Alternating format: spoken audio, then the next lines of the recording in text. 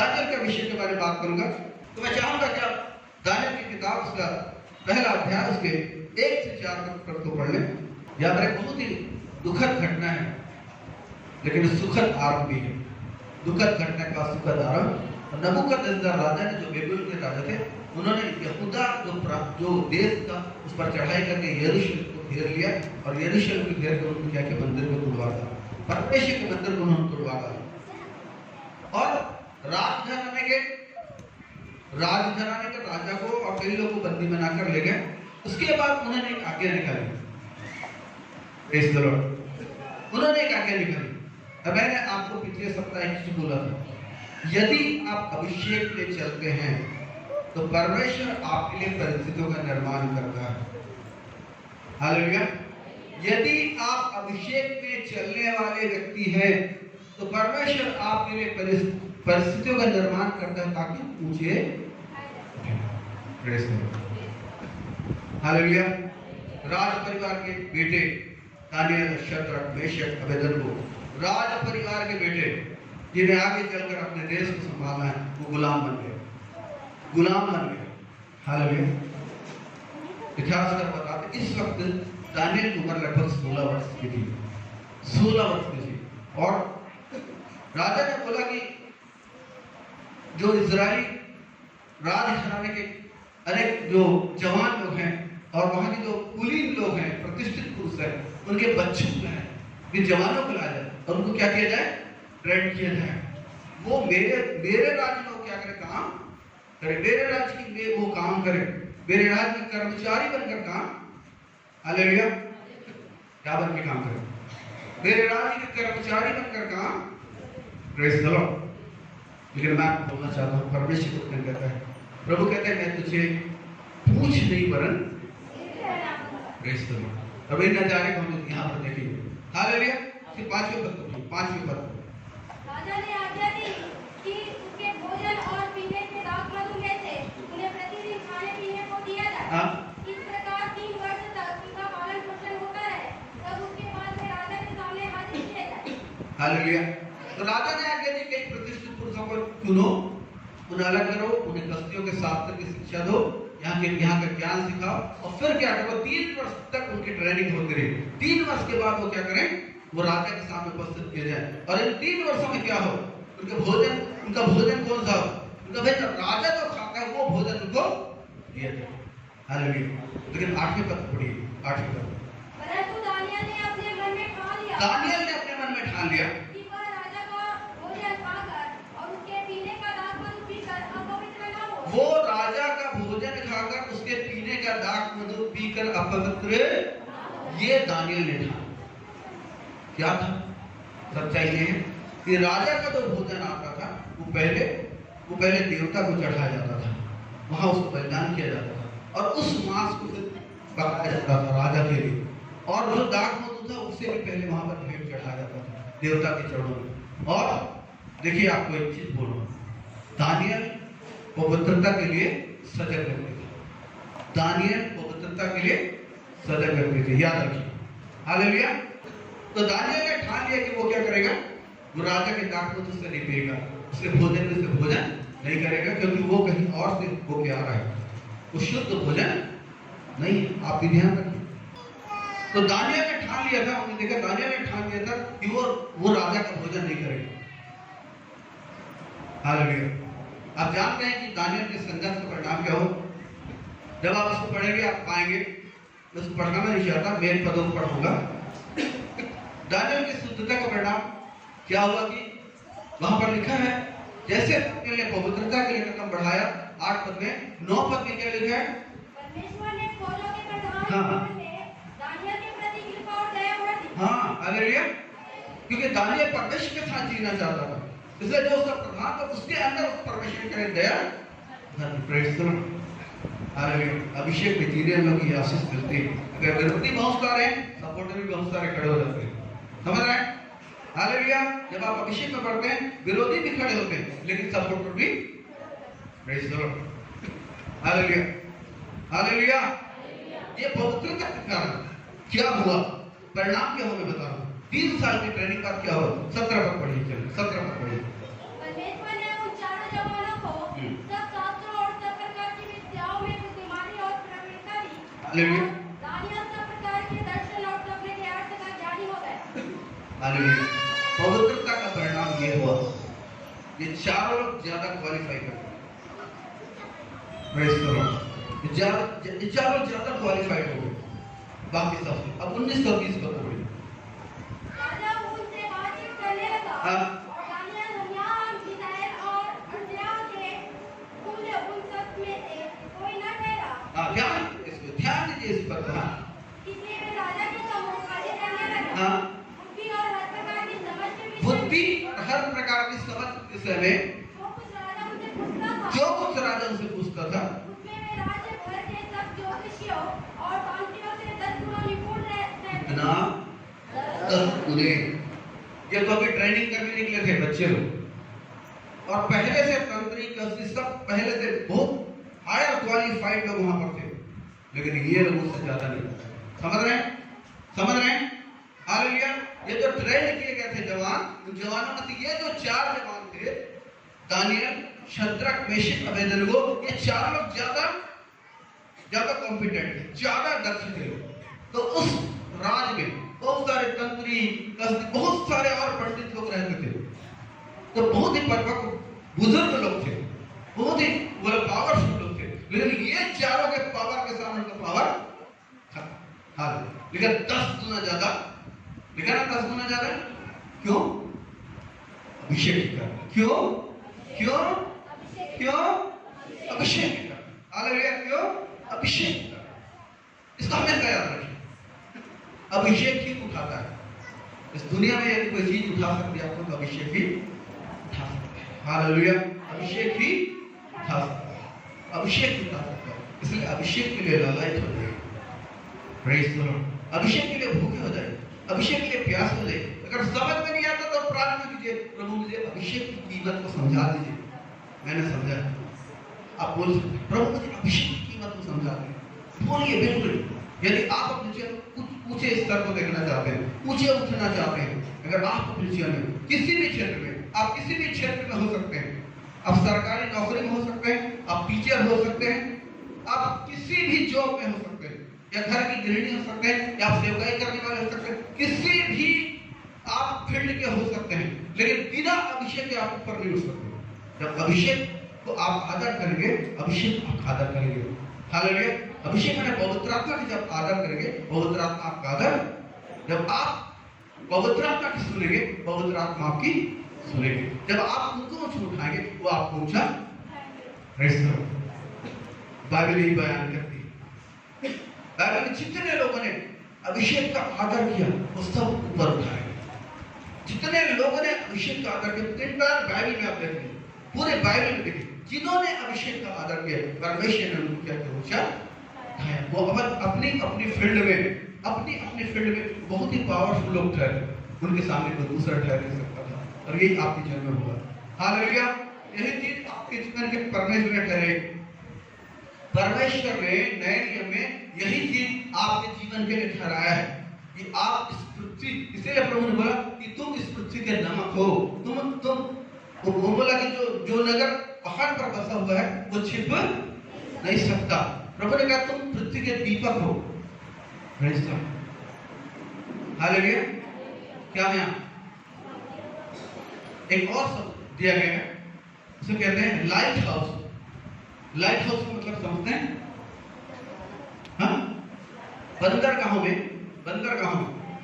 जहाज जहां पर चलते हैं, वहां पर लाइट हाउस होता है, बहुत ऊंचे पर होता है। तो रात के अंधेरे में जब जहाज आते हैं, लाइट हाउस को देखकर भटकने से बच जाते हैं और सही राह में आ जाते हैं। परमेश्वर ने मुझको और आपको लाइट हाउस ठहराया है। Praise the Lord. क्या यीशु के बिना उद्धार संभव है? नहीं है। क्या यीशु के बिना अच्छी जिंदगी संभव है? नहीं। क्या यीशु के बिना शांति संभव है? क्या यीशु के बिना छुटकारा संभव है? नहीं है, बिल्कुल। हालेलुया। और इसी चीज लिए यीशु मसीह ने अभिषेक दिया पवित्र आत्मा कि ताकि आप पर ऊंचे उठाया जाए। हालेलुया। और आप भी अगर अपने आप को जानना चाहते हैं, अपने समस्याओं को की जड़ को जानना चाहते हैं, अगर आप अपनी समस्याओं की जड़ को जानना चाहते हैं, अगर अपने भीतर की चीजों को जानना चाहते हैं, अभिषेक आपके लिए बहुत ही जरूरी है। हालेलुया। अब आप पूरी शुद्धता के साथ, पूरी पवित्रता के साथ, पूरी स्थावर के साथ परमेश्वर की सेवा कर सकते हैं। Hallelujah, hallelujah. यहां पर हम देखते हैं कि ये चारों जवान सबसे ज्यादा पावरफुल थे। क्यों? एक कारण था, ये अभिषेक का, ये अभिषेक के प्रति सजग थे। जैसे यूसुफ अपने अभिषेक के प्रति सजग था, वैसे ये जवान भी अपने अभिषेक के प्रति सजग थे। याद रखिए। हालेलुया। और आप भी अगर ऊंचे उठना चाहते हैं तो अभिषेक के प्रति सजग होना पड़ेगा। इसलिए अपनी कमजोरियों से मत खेलिए, अपनी अभिलाषाओं से मत खेलिए। हालेलुया। जो चीजें परमेश्वर और आपके बीच दीवार बनती हैं उसे तोड़ के फेंकिए। Praise the Lord. और मैंने आपको बोला कि जब आप अभिषेक में चलते हैं, परमेश्वर आपके लिए परिस्थितियों का निर्माण करते हैं, आपको ऊपर ऊंचा उठाते। निर्वासन के देश में, बंधुआई के देश में, दासत्व के घर के ये लोग हैं, राजा के बेटे लोग दासत्व के घर में हैं, और यहाँ परमेश्वर उनको ऊंचा कर उठा रहा है केवल अभिषेक के कारण। Praise the Lord. हजारों लोग थे वहां, हजारों लोग थे वहां। दानियल का नाम क्यों आया? सदरक का नाम क्यों आया? मेशक अबेदनगो का नाम क्यों आया? हजारों लोग थे, सैकड़ों लोग थे वहां। 2-4 लोग ट्रेनिंग नहीं लेते, सैकड़ों जवानों को वहां पर ट्रेनिंग दी जा रही थी। उनमें से केवल 4 लोग क्वालिफाइड हुए। 4 लोग उभर के सामने आए, सबसे ज्यादा। केवल क्यों? उन्होंने कहा कि हम राजा का भोजन खाकर पवित्र, उन्होंने अभिषेक का आदर किया, अभिषेक का आदर किया, हर विषय में, हर अभिषेक का आदर किया। हालेलुया। आप लोग भी इस प्रकार से सजग रहें। भोजन के विषय में, बातचीत के विषय में, संबंध के विषय में, रिश्तों के विषय में सजग होना बहुत जरूरी है। Praise the Lord. अब मैंने बोला, मैं फिर से बोलूं, परमेश्वर क्या करता है? यदि आप अभिषेक में चलते हैं तो परमेश्वर आपके लिए परिस्थितियों का निर्माण करता है ताकि आप ऊंचा। Praise the Lord. और बहुत ही ड्रामेटिकल परिस्थितियों की, मैंने एकदम बिल्कुल ऐसा लगता है जैसे स्वप्न देख रहे हैं, जैसे नाटक देख रहे हैं, ऐसी स्थितियां होती है। और देखिए 2 अध्याय जब आप पढ़ेंगे, हालेलुया, आज कुछ अद्भुत होने वाला है। Praise the Lord. आज कुछ अद्भुत होने वाला है। हालेलुया। एक गहरी और गंभीर बीमारी किसी को है जो हृदय से संबंधित है, और वो आज चंगी होने वाली है।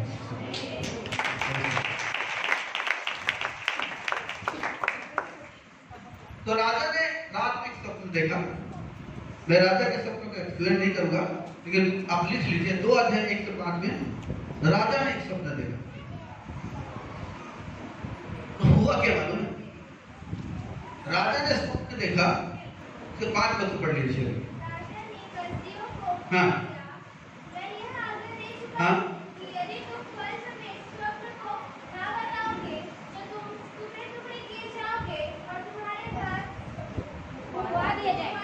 हाँ, इधर उठाया। हालेलुया। तो राजा ने सपने देखा, और राजा कह रहे कि तुमको कैसे बताना सपने को?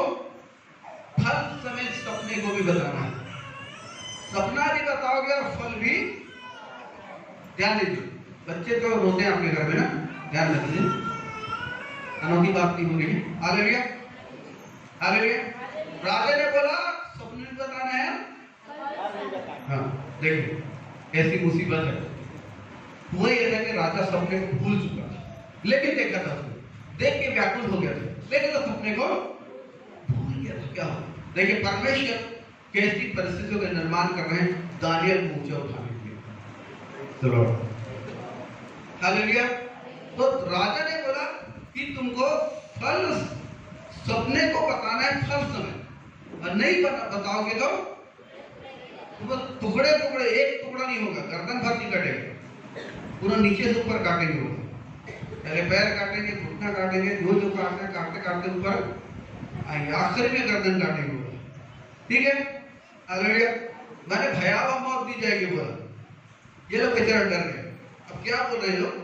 इसके 10वें पद को पढ़िए, 2 अध्याय के 10वें पद।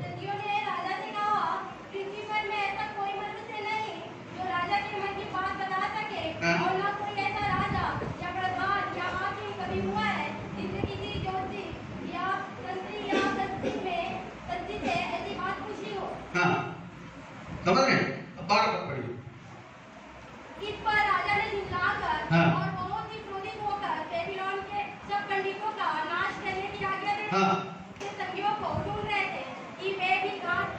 देख रहे हैं शैतान की नौटंकी।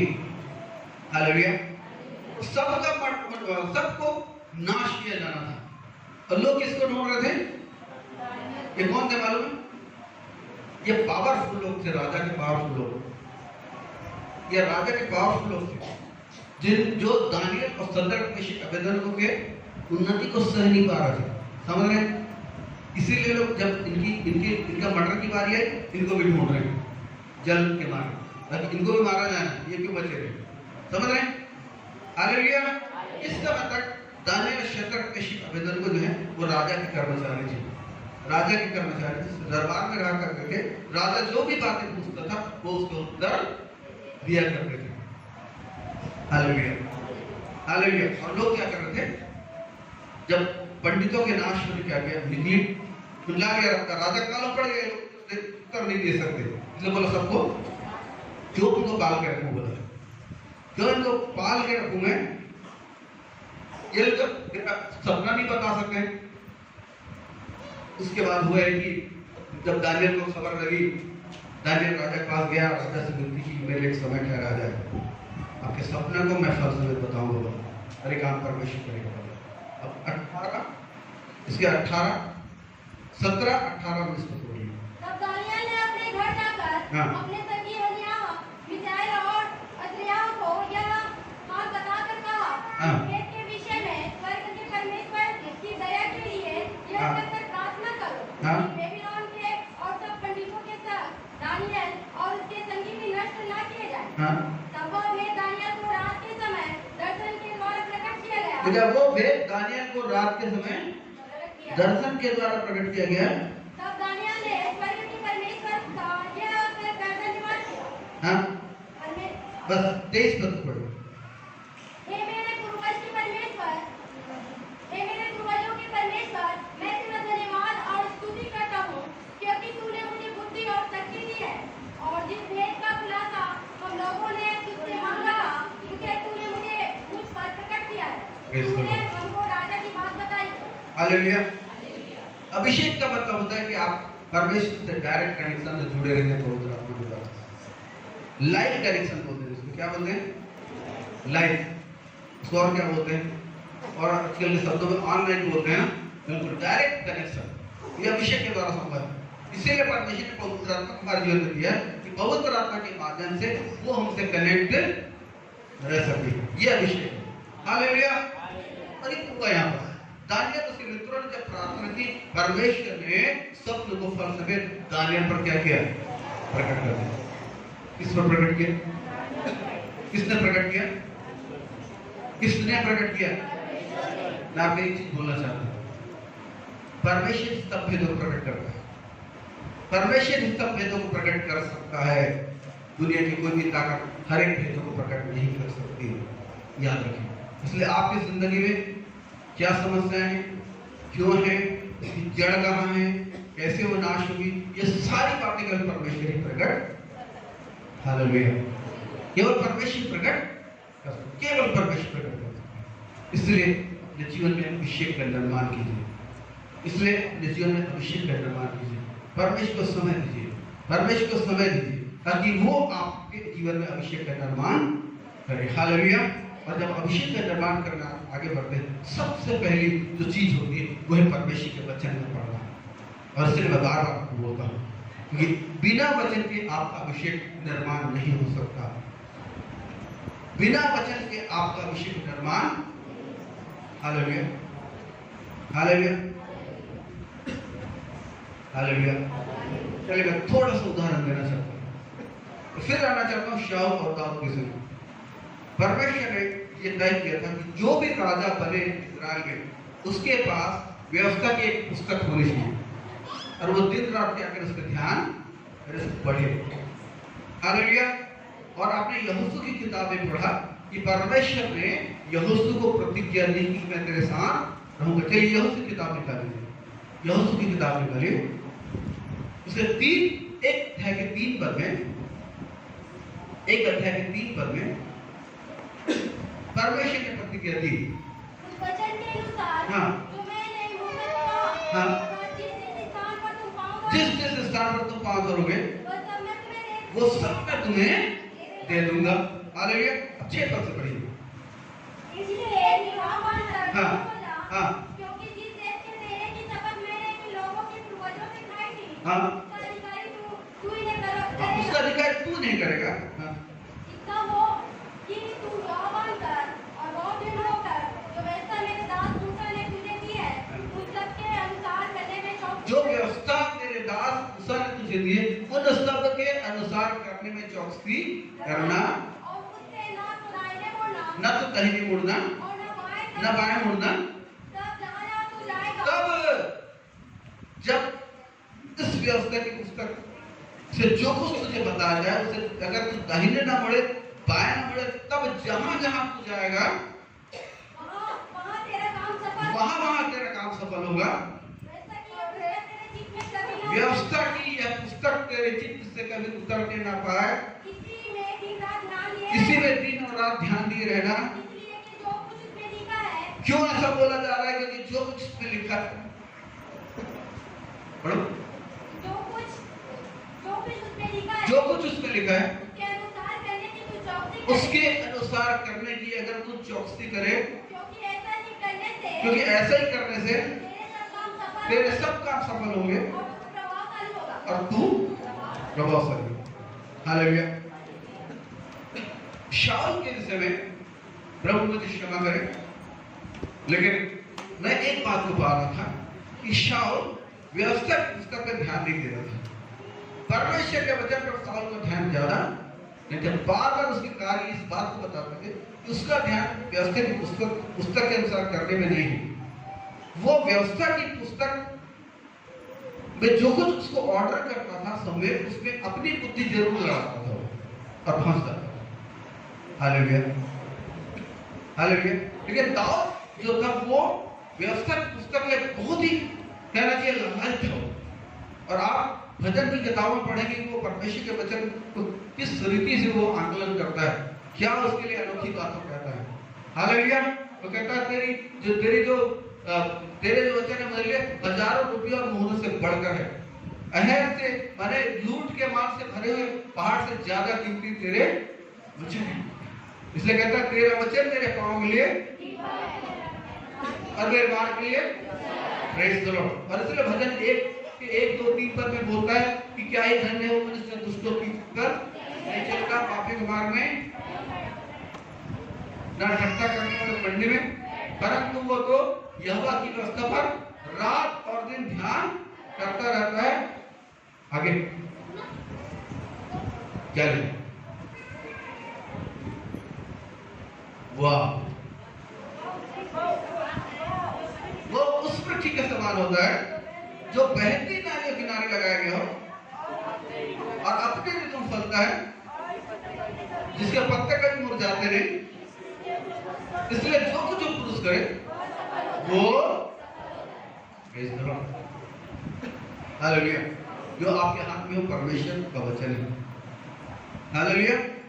जो आपके हाथ में हो परमेश्वर का वचन, वो किसी संसारी व्यक्ति का वचन नहीं, उस स्वर्ग के परमेश्वर का वचन है। Praise the Lord. दाऊद ने भी एक अभिषेक की यात्रा आरंभ की, उसके पहले शाऊल ने भी अभिषेक की यात्रा आरंभ की। Praise the Lord. मैं एक चीज को बताना चाह रहा हूं। हालेलुया। अब मैं चाहता हूं उस चीज से बाहर निकले, और वो हो जो मैं इस वक्त आपको बताऊंगा। तो शाऊल पर भी परमेश्वर का आत्मा उतरा था और दाऊद पर भी परमेश्वर का आत्मा उतरा था। तो दाऊद जो शाऊल है, जब भी वो शमूएल के स्थान में जाता था, शमूएल एक भविष्यवक्ताओं का टीचर था। शमूएल एक गुरुकुल चलाता था, गुरुकुल जैसी जगह, और वहां पर वो भविष्यवक्ताओं का ट्रेन करता था, उनको सही शिक्षा देता था कि भविष्यवक्ताओं का कैसा होना चाहिए, कि जीवन कैसा होना चाहिए, इन बातों से बचना है, इन बातों से अलग होना है, और किस उद्देश्य से परमेश्वर ने भविष्यवाणी का वरदान दिया है। हालेलुया।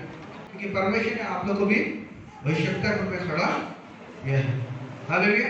करने जा रहे हैं, खड़ा किया परमेश्वर। Praise the Lord.